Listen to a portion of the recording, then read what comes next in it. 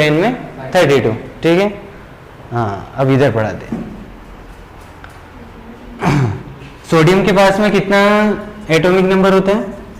11 sodium के पास, हाँ basic है, ठीक है, ताकि तुम केमिकल रिएक्शन जान पाओ कैसे होती है, ठीक है। एन के पास में कितने एटॉमिक नंबर होते हैं?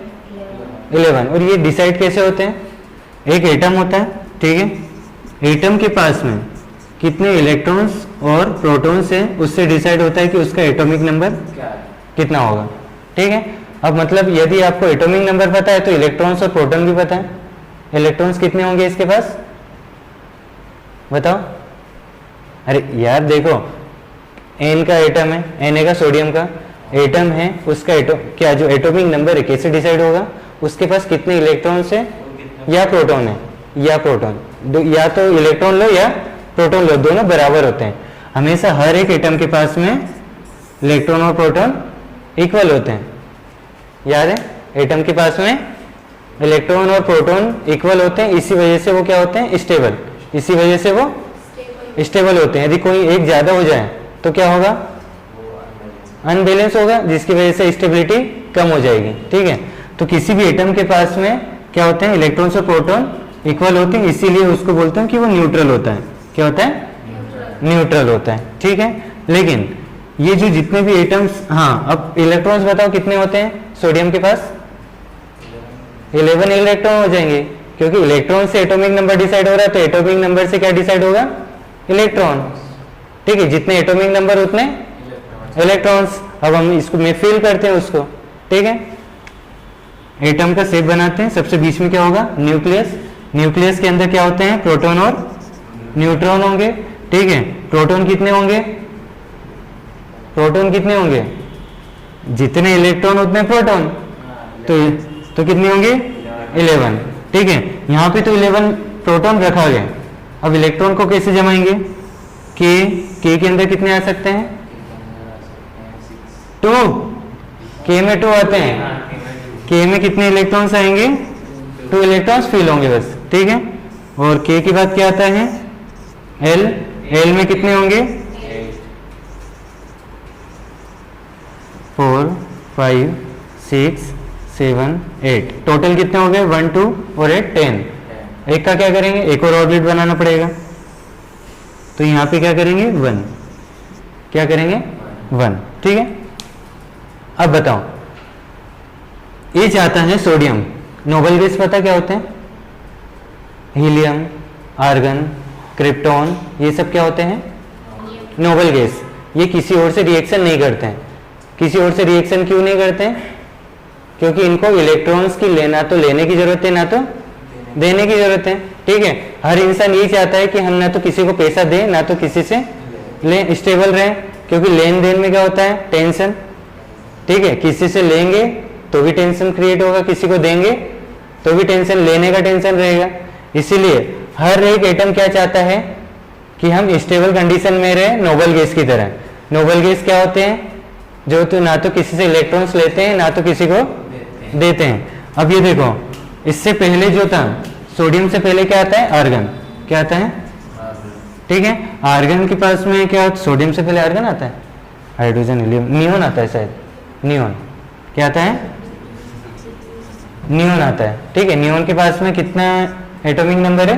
10। यदि 10 है तो इसके दोनों ऑर्बिट भरे हुए होते हैं। जब भरे हुए होंगे तो उसको ना तो किससे लेन देन करना होगा, ठीक है, फ्री फॉर्म में होते हैं वो, ठीक है, ऐसा। अब इसके पास एक भरा गया, एक अलग से आ गया। अब एक बात बताओ, कोई इंसान अकेला रहना चाहता है कि आजकल की दुनिया में? उसको चाहिए कि हमारा पूरा समाज हमारे साथ में रहे, आसपास, ठीक है। अकेला रहना चाहता है तो वो जंगल में ठीक है, क्या शांति की जिंदगी रहे। लेकिन जनरली परिवार के आसपास रहेगा तो परिवार साथ देता है, भले ताने मारते रहे, ठीक है, बाहर वाले लोग साथ नहीं देते, ठीक है, कितना भी अच्छे बन ले। तो उसी तरीके से ये अकेला इलेक्ट्रॉन्स रहेगा नहीं, ये बोलेगा मेरे को अकेले नहीं रहना, मैं किसी और के साथ जा रहा हूँ, ठीक है। तो ये क्या यहाँ से निकल जाएगा और ये सोडियम के पास में उतने इलेक्ट्रॉन्स हो जाएंगे जितने किसके पास थे? नियोन के पास। तो ये भी खुश हो जाएगा, अब मेरे को किसी से कोई लेन देन नहीं करना, ठीक है। तो ये क्या हो जाएगा? स्टेबल। क्या होगा? ठीक है, तो ये किसको देगा? जिसको चाहिए होगा, तो उसको हम जिसको चाहिए होगा उसको हम साइड में बना देते हैं।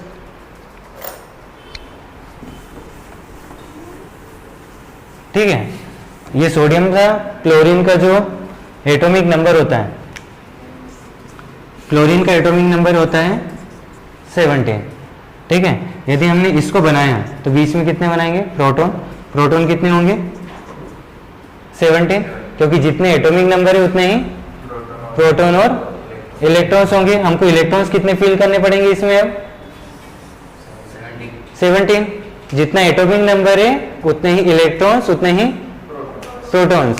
ठीक है, तो प्रोटॉन्स कहाँ पे आ जाते हैं? प्रोटॉन्स कहाँ पे आते हैं? न्यूक्लियस के अंदर। और कितने आएंगे? क्यों? क्योंकि क्लोरीन है। ठीक है, कितने फिल करना पड़ेगा हमको इलेक्ट्रॉन्स? 17। ठीक है, तो अंदर सबसे अंदर कितने फिल करूं? 2, फिर 8 फिल कर दिए। उसके बाद कितने फिल करूं? 7।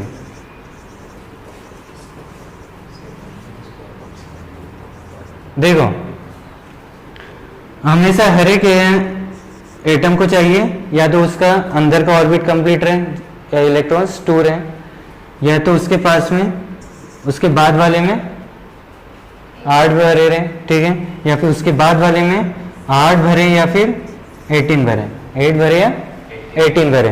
तो इसको क्या करना पड़ेगा? 18 के लिए एक और 8 करना पड़ेगा। वो किससे लेगा? सोडियम से, जो देगा और एक ये लेगा। ठीक है, अब देखो इसके पास में कितने इलेक्ट्रॉन्स थे? और नहीं 17 नहीं 11, और इसके पास में 17 इलेक्ट्रॉन, 17 प्रोटॉन है, 17 तो ये अभी जीरो कंडीशन में, ये भी जीरो कंडीशन में।